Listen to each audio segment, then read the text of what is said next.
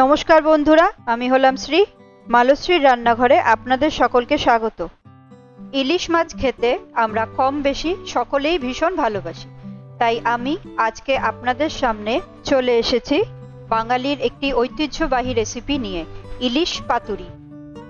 ইলিশ পাতুরি বানানোর জন্য আমি নিয়ে নিচ্ছি ইলিশ মাছ, ভেজানো পোস্ত, সর্ষে গুঁড়ো, নারকোল কুচি, কাঁচা লঙ্কা, সামান্য হলুদ গুঁড়ো, নুন, চিনি, সর্ষের তেল, কাঁচা লঙ্কা আমি এখানে দুভাগে ব্যবহার করছি, পেস্টের জন্য আর পাতুরির জন্য।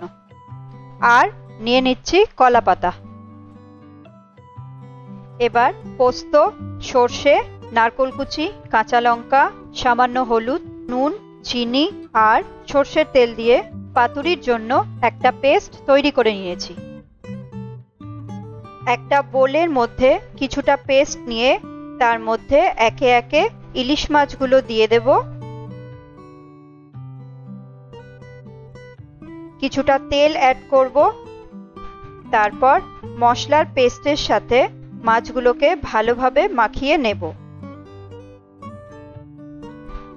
ইলিশ মাছগুলো শুধু নুন দিয়ে আধ ঘন্টার জন্য আমি ম্যারিনেট করে রেখেছিলাম। সবকটা মাছ ভালোভাবে মশলার সাথে মাখানো হয়ে গেলে মিনিট 15 জন্য আমি রেখে দেব। এরপর কলা পাতাটাকে কিছুক্ষণ সেঁকে নেব, যাতে পাতাটা নরম হয় আর ভালোভাবে ভাজ হয়। আমি কড়াইতে আর গ্যাসের ওপর দুরকম ভাবেই দেখিয়ে দিচ্ছি, আপনারা যে কোনো একটা পদ্ধতিতে করতে পারেন। এরপর একটা কলা পাতা নিয়ে তাতে কিছুটা পেস্ট দিয়ে দিচ্ছি, একটা ইলিশ মাছ পেস্টের ওপর বসিয়ে দিচ্ছি আর মাছের ওপর দিয়ে কিছুটা পেস্ট অ্যাড করছি। একটা কাঁচা লঙ্কা দিয়ে দেব আর সামান্য তেল। এরপর পাতাটাকে ভাঁজ করে দেব।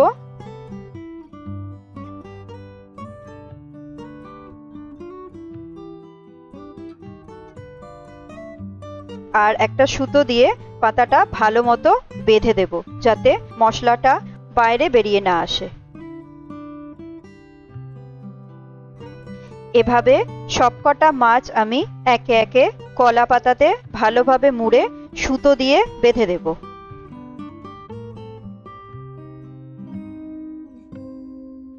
এরপর কড়াইতে তেল দিয়ে তেলটা কিছুটা গরম হলে চারপাশে ছড়িয়ে দেব।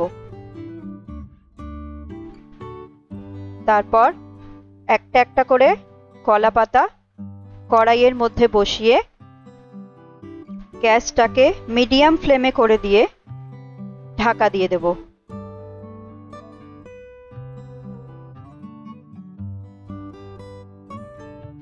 7 মিনিট পর ঢাকনা খুলে একটা একটা করে মাছগুলোকে উল্টে দিয়ে আবার ঢাকনা বন্ধ করে দেব।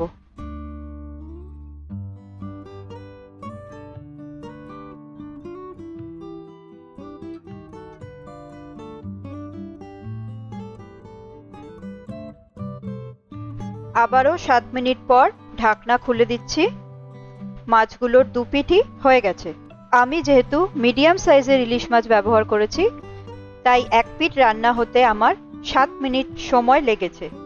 আপনাদের আরো বেশি সময় লাগতে পারে, সেটা ডিপেন্ড করবে মাছের সাইজের ওপর বা ক পিস মাছ ব্যবহার করছেন তার উপর। এবার মাছগুলো একটা একটা করে প্লেটে তুলে নেব। আমার আজকের রেসিপি ইলিশ পাতুরি তৈরি বন্ধুরা। আপনারা অবশ্যই গরম গরম ভাতের সাথেই এটা ট্রাই করুন, খেতে ভীষণ ভালো লাগবে। যদি আজকের রেসিপিটা আপনাদের ভালো লাগে তাহলে আমার ভিডিওটি লাইক করুন, শেয়ার করুন আর আমার চ্যানেলটাকে সাবস্ক্রাইব করুন। সকলে ভালো থাকবেন।